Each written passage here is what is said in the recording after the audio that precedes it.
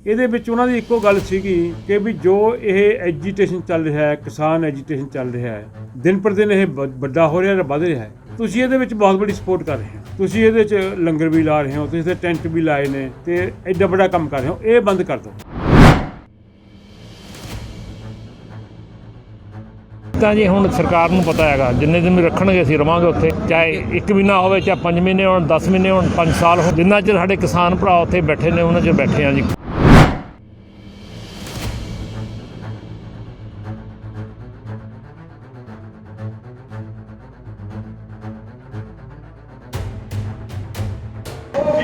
ਆਪਣੀ ਭਤੀਜੀ ਦੀ ਸ਼ਾਦੀ ਦੇ ਮੌਕੇ ਤੇ ਇੱਥੇ ਬਾਹਰ ਤੋਂ ਵਾਪਸ ਆਇਆ ਤੇ ਉਹਨੂੰ ਸਾਡੇ ਦਿੱਲੀ ਦੇ 에ਅਰਪੋਰਟ ਤੇ ਉਤਰ ਨਹੀਂ ਦਿੱਤਾ। 5 ਘੰਟੇ ਬਿਠਾ ਕੇ ਵਾਪਸ ਮੋੜਦਾ। ਕੀ ਕਿਹਾ ਕਿ ਤੂੰ ਇੱਥੇ ਅੰਦੋਲਨਕਾਰੀਆਂ ਲਈ ਲੰਗਰ ਲਾ ਰਿਹਾ ਹੈ, ਅੰਦੋਲਨਕਾਰੀਆਂ ਦੀ ਸਪੋਰਟ ਕਰ ਰਿਹਾ ਹੈ, ਇਸ ਕਰਕੇ ਤੂੰ ਨਹੀਂ ਉੱਤਰ ਸਕਦਾ, ਵਾਪਸ ਚਲਿਆ ਜਾ। ਉਹਨੂੰ ਵਾਪਸ ਭੇਜਿਆ। ਇਹ ਰਾਜੀ ਕਾਨੂੰਨੀ ਹਰਕਤ ਹੈ ਭਾਰਤ ਸਰਕਾਰ ਦੀ, ਜੋ ਅਸੀਂ ਸੰਯੁਕਤ ਮੋਰਚੇ ਵੱਲੋਂ ਬਹੁਤ ਸ਼ਬਦਾਂ ਦੇ ਵਿੱਚ ਨਿੰਦਾ ਕਰਦੇ ਹਾਂ, ਬੇਇੱਜ਼ਤੀ ਕਰਦੇ ਹਾਂ।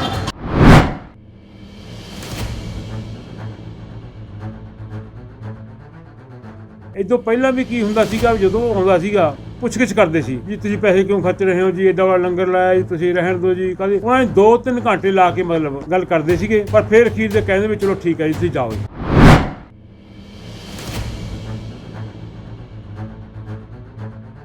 ਤੁਸੀਂ ਕਿਸਾਨਾਂ ਦੀ ਮਦਦ ਕਰ ਰਹੇ ਹੋ ਕਿ ਆਉਣ ਵਾਲੇ ਟਾਈਮ ਦੇ ਵਿੱਚ ਵੀ ਜੋ ਕਿਸਾਨ ਜਦ ਤੱਕ ਬੈਠਣਗੇ ਮਦਦ ਜਾਰੀ ਰਹੂਗੀ? ਇਹ ਜਾਰੀ ਰਹੂਗੀ ਜੀ, ਇਹ ਜਿੰਨਾ ਚਿਰ ਮਰਜ਼ੀ ਚੱਲੀ ਜਾਵੇ, ਇਹ ਜਾਰੀ ਰਹੂਗੀ ਜੀ।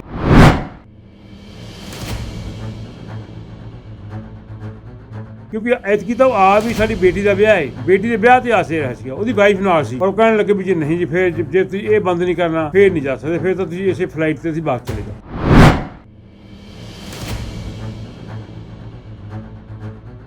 ਤੁਹਾਨੂੰ ਪਤਾ ਵਾਕਿਆ ਹੋਇਆ ਹੈ ਇੰਡੀਆ ਆਰਐਸਪੀ ਇੰਡੀਆ ਆਮ ਤੋਂ ਰੋਕਿਆ ਗਿਆ ਹੈ, ਕੀ ਮਕਸਦ ਕੀ ਹੈ ਆਪਣਾ? ਦੇਖੋ ਤਕਰੀਬਨ ਉਹਨੂੰ 50 ਸਾਲ ਹੋ ਗਏ ਇੱਥੇ ਗਏ ਨੇ। ਉਹ 72 ਦੇ ਵਿੱਚ ਉੱਥੇ ਗਿਆ ਸੀ, ਔਰ ਹਰ ਸਾਲ ਉਹਦੇ 2-3 ਗੇੜੇ ਇੱਥੇ ਲੱਗਦੇ ਨੇ। ਤੇ ਜਦੋਂ ਸੁਨਾਮੀ ਆਈ ਹੈ ਉਦੋਂ ਵੀ ਅਸੀਂ ਤਕਰੀਬਨ ਇੱਕ ਟ੍ਰੇਨ ਭਰ ਕੇ 5 ਕਰੋੜ ਰੁਪਏ ਸਮਾਨ ਲੈ ਕੇ ਉੱਥੇ ਆਏ ਸੀ। 350 ਬੰਦਾ ਸਾਡੇ ਨਾਲ ਗਿਆ ਸੀਗਾ ਤੇ 1 ਮਹੀਨਾ ਅਸੀਂ ਉਹ ਆਪ ਉੱਥੇ ਰਹੇ ਸੀਗੇ, ਆਪ ਉੱਥੇ ਸੇਵਾ ਕੀਤੀ। ਸਾਰੇ ਕੰਟਰੀ ਨੇ, ਸਾਰੇ ਮੁਲਕ ਨੇ ਐਪਰੀਸ਼ੀਏਟ ਕੀਤਾ ਕਿ ਪੰਜਾਬ ਵਾਲੇ ਬਹੁਤ ਵਧੀਆ ਕੰਮ ਕਰ ਰਹੇ ਨੇ ਤੇ ਐਡੀ ਬੜੀ ਸੇਵਾ, ਜਿੱਥੇ ਜੀ ਮਾਂ-ਬਾਪ ਵੀ ਰਹਿਣ ਨੂੰ ਤਿਆਰ ਨਹੀਂ ਸੀ, ਐਡੀ ਭੁੱਖਮਰੀ ਆ ਗਈ ਸੀ ਉੱਥੇ, ਇੰਨਾ ਮਾੜੇ ਹਾਲਾਤ ਸੀ ਉੱਥੇ, ਇੰਨੀਆਂ ਬਿਮਾਰੀਆਂ ਫੈਲ ਗਈਆਂ ਸੀ। ਪਰ ਅਸੀਂ ਆਪਣੀ ਡਾਕਟਰਾਂ ਦੀ ਟੀਮ ਵੀ ਲੈ ਗਏ ਸੀ ਉੱਥੇ, ਤੇ ਰਾਸ਼ਨ ਵੀ ਲੈ ਕੇ ਗਏ ਸੀ, ਨਰਸਿਸ ਵੀ ਲੈ ਕੇ ਗਏ ਸੀ, ਤੇ ਪੂਰੀ ਕੰਮ ਕਰਨ ਵਾਲੀ ਟੀਮ ਸੀ। ਜਿਸ ਤਰ੍ਹਾਂ ਦਾ ਸਾਡਾ ਮਾਹੌਲ ਕਾਲਜ ਦਾ ਸੀ, ਉੱਦਾਂ ਦਾ ਮਾਹੌਲ ਸੀਗਾ। ਇੱਕ ਅਸੀਂ ਪੋਲੀਟੈਕਨਿਕ ਕਾਲਜ ਦੇ ਵਿੱਚ ਉੱਥੇ ਰਹੇ ਸੀਗੇ, ਭੁੰਜੇ ਸਾਡੇ ਬਿਸਤਰੇ ਲੱਗੇ ਹੋਏ ਸੀ, ਕਾਮਨ ਬਾਥਰੂਮਾਂ ਦੇ ਵਿੱਚ ਨਹਾ ਕੇ ਆਉਂਦੇ ਸੀਗੇ। ਮੈਂ ਤਾਂ ਖੁਦ ਟ੍ਰੇਨ 'ਚ ਗਿਆ ਸੀ, 98 ਆਵਰ ਲੱਗੇ ਸੀ ਟ੍ਰੇਨ ਨੂੰ ਉੱਥੇ ਜਾਣ ਨੂੰ। ਤੇ ਅਸੀਂ 1 ਮਹੀਨਾ ਸਾਰਿਆਂ ਨੇ ਐਪਰੀਸ਼ੀਏਟ ਵੀ ਕੀਤਾ, ਅਸੀਂ ਵੀ ਖੁਸ਼ ਸੀਗੇ ਵੀ ਚਲੋ ਸਾਡੀ ਜ਼ਿੰਦਗੀ ਦੇ ਸਭ ਤੋਂ ਵਧੀਆ ਦਿਨ ਸੀਗੇ ਕਿ ਅਸੀਂ ਕਿਸੇ ਦੀ ਸੇਵਾ ਕਰ ਰਹੇ ਹਾਂ। ਟਕਰਾ ਸਾਹਿਬ, ਹੁਣ ਜਿਵੇਂ ਦਿੱਲੀ 에ਅਰਪੋਰਟ ਤੇ ਰੋਕਿਆ ਗਿਆ ਹੈ, ਇਸ ਦੇ ਪਿੱਛੇ ਕੀ ਕਾਰਨ ਸਮਝਦੇ ਹੋ? ਇਹਦੇ ਵਿੱਚ ਉਹਨਾਂ ਦੀ ਇੱਕੋ ਗੱਲ ਸੀਗੀ ਕਿ ਵੀ ਜੋ ਇਹ ਐਜੀਟੇਸ਼ਨ ਚੱਲ ਰਿਹਾ ਹੈ, ਕਿਸਾਨ ਐਜੀਟੇਸ਼ਨ ਚੱਲ ਰਿਹਾ ਹੈ, ਦਿਨ ਪਰ ਦਿਨ ਇਹ ਵੱਡਾ ਹੋ ਰਿਹਾ ਹੈ, ਵੱਧ ਰਿਹਾ ਹੈ। ਤੁਸੀਂ ਇਹਦੇ ਵਿੱਚ ਬਹੁਤ ਬੜੀ ਸਪੋਰਟ ਕਰ ਰਹੇ ਹੋ।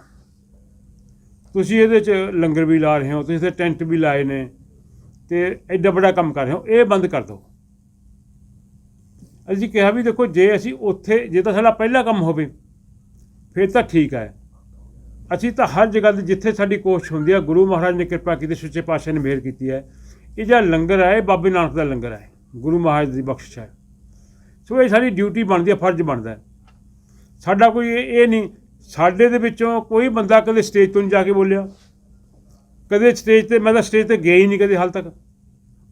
ਉਹ ਸਟੇਜ 'ਤੇ ਜਾ ਕੇ ਆਇਆ ਪਰ ਬੋਲ ਕੇ ਉਹ ਵੀ ਨਹੀਂ ਆਇਆ, ਪਰ ਸਿਰਫ ਇਸ ਗੱਲ ਕਰਕੇ ਕਿ ਤੁਸੀਂ ਇੱਥੇ ਸਪੋਰਟ ਕਰਦੇ ਹੋ ਅਤੇ ਉਹ ਕਰ ਲਿਓ।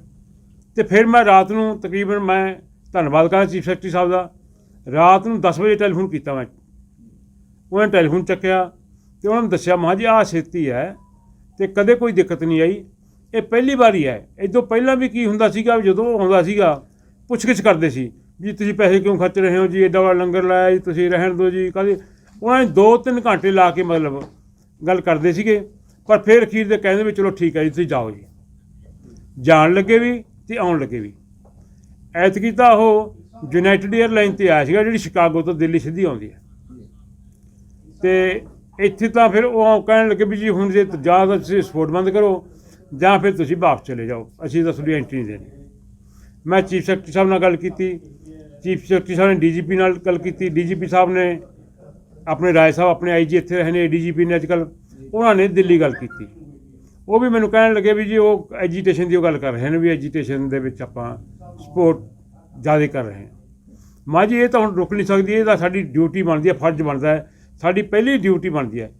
ਅਤੇ ਲੰਗਰ ਤਾਂ ਗੁਰੂ ਨਾਨਕ ਦੇਵ ਜੀ ਦੇ ਦੱਸੇ ਮਾਰਗ ਦਾ ਇੱਕ ਹਿੱਸਾ ਹੈ ਅਤੇ ਸਾਰੀ ਦੁਨੀਆ ਇਸ ਗੱਲ ਦੀ ਗੱਲ ਕਰਦੀ ਹੈ ਕਿ ਜੀ ਆਪਾਂ ਨੂੰ ਗੁਰੂ ਨਾਨਕ ਸਾਹਿਬ ਦੇ ਕੰਸੈਪਟ 'ਤੇ ਚੱਲਣਾ ਚਾਹੀਦਾ। ਲੰਗਰ ਤਾਂ ਇੱਕ ਸੇਵਾ ਹੈ ਅਤੇ ਇਹ ਤਾਂ ਹੁਣ ਜੇ ਤੁਸੀਂ ਕਹੋ ਵੀ ਇਸ ਗੱਲ ਪਿੱਛੇ ਆਪਾਂ ਬੰਦ ਕਰ ਦੇਣਾ, ਕਿਉਂਕਿ ਐਤਕੀ ਤਾਂ ਆ ਵੀ ਸਾਡੀ ਬੇਟੀ ਦਾ ਵਿਆਹ ਹੈ, ਬੇਟੀ ਦੇ ਵਿਆਹ 'ਤੇ ਆਸੇ ਰਿਹਾ ਸੀਗਾ, ਉਹਦੀ ਵਾਈਫ ਨਾਲ ਸੀ, ਪਰ ਉਹ ਕਹਿਣ ਲੱਗੇ ਵੀ ਜੀ ਨਹੀਂ ਜੀ ਫਿਰ ਜੇ ਤੁਸੀਂ ਇਹ ਬੰਦ ਨਹੀਂ ਕਰਨਾ ਫਿਰ ਨਹੀਂ ਜਾ ਸਕਦੇ, ਫਿਰ ਤਾਂ ਤੁਸੀਂ ਇਸੇ ਫਲਾਈਟ 'ਤੇ ਤੁਸੀਂ ਵਾਪਸ ਚਲੇ ਜਾਓ।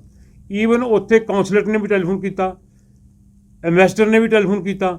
ਇਹ ਤੋਂ ਵੱਡੀ ਗੱਲ ਕੋਈ, ਇੰਡੀਆ ਦਾ ਜੋ ਵੀ ਰੀਪ੍ਰਜੈਂਟ ਕਰਦਾ ਐਂਬੈਸਡਰ ਕਰਦਾ ਸਾਰੇ ਮੁਲਕ ਨੂੰ, ਉਹਨੇ ਵੀ ਟੈਲੀਫੋਨ ਕੀਤਾ ਕਿ ਸਰ ਦਰਸ਼ਨ ਸਿੰਘ ਧਾਲੀਵਾਲ ਨੂੰ ਮੈਂ ਚੰਗੀ ਤਰ੍ਹਾਂ ਜਾਣਦਾ ਅਤੇ ਵਧੀਆ ਬੰਦਾ ਹੈ, ਵਧੀਆ ਕੰਮ ਕਰਦਾ, ਇੱਥੇ ਵੀ ਇਹੋ ਜਿਹੇ ਕੰਮ ਕਰਦਾ। ਦਾਨ ਪੁੰਨ ਦੇ ਕੰਮ ਇੱਥੇ ਅਮਰੀਕਾ ਦੇ ਵਿੱਚ ਵੀ ਸਾਡੇ ਚੱਲਦੇ ਨੇ, ਇੱਥੇ ਵੀ ਸੋਸ਼ਲ ਕੰਮਾਂ ਦੇ ਵਿੱਚ ਬਹੁਤ ਹਿੱਸਾ ਲੈਂਦਾ। ਅਤੇ ਇਹ ਨਹੀਂ ਕਿ ਪਹਿਲੀ ਕਿਤਾਬ ਜਿਵੇਂ ਤੁਹਾਨੂੰ ਦੱਸਿਆ ਹੈ ਕਿ ਵੀ ਸਾਡੇ ਬਾਪੂ ਜੀ ਵੀ ਕੰਮ ਹੀ ਕਰਦੇ ਸੀਗੇ।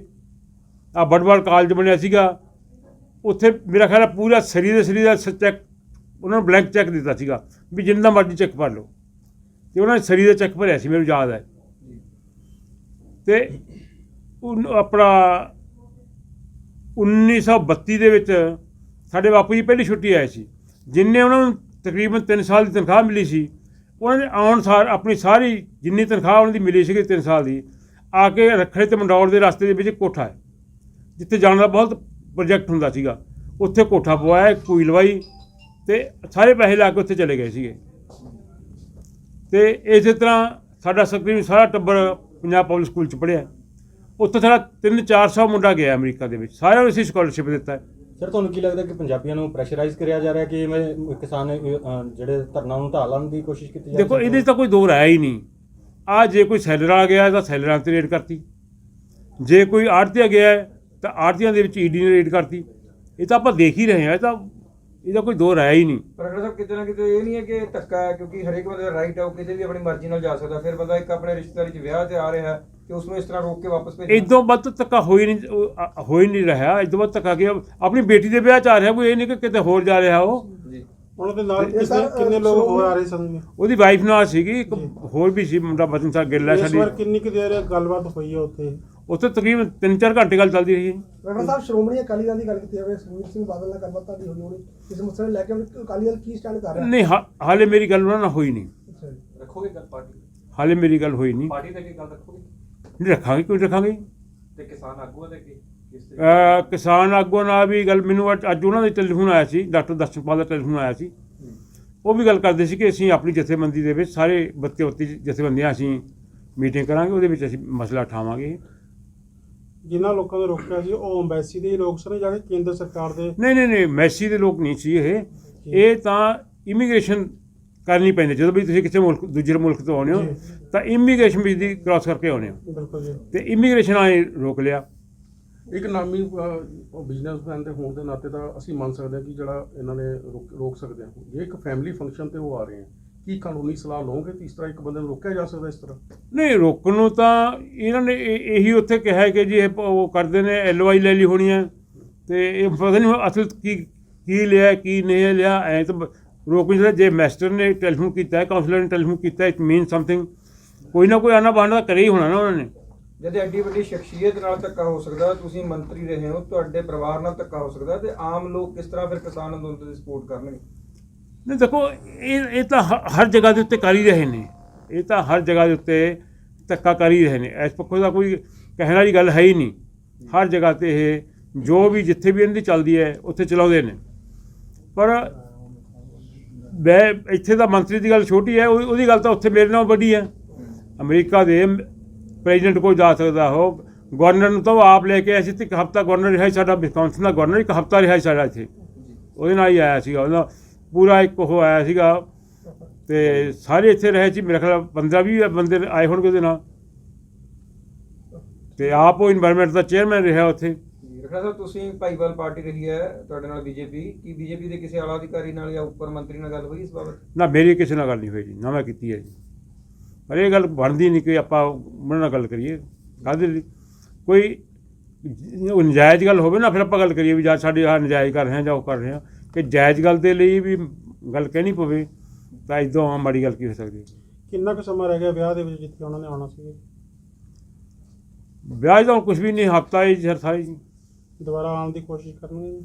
ਇਹ ਤਾਂ ਹੁਣ ਗੁਰੂ ਮਹਾਰਾਜ ਨੂੰ ਪਤਾ, ਸੱਚੇ ਪਾਤਸ਼ਾਹ ਨੂੰ ਪਤਾ ਜੀ। ਜੇ ਪਰਮਿਟ ਕੀਤਾ ਉਹਨਾਂ ਨੇ ਫਿਰ ਤਾਂ ਇੱਕ ਦਿਨ ਪਹਿਲਾਂ ਵੀ ਆ ਜਾਊਗਾ ਜੀ। ਤੇ ਹੁਣ ਕੀ ਕਹਿੰਦੇ ਨੇ ਕੀ ਨਹੀਂ ਕਹਿੰਦੇ, ਅਸਕਰ ਲਾਈਨ ਕਲੀਅਰ ਕਰਕੇ ਆਊਗਾ ਜੇ ਆਊਗਾ ਉਹ। ਠੀਕ ਹੈ। Thank you. ਥੈਂਕ ਯੂ ਜੀ।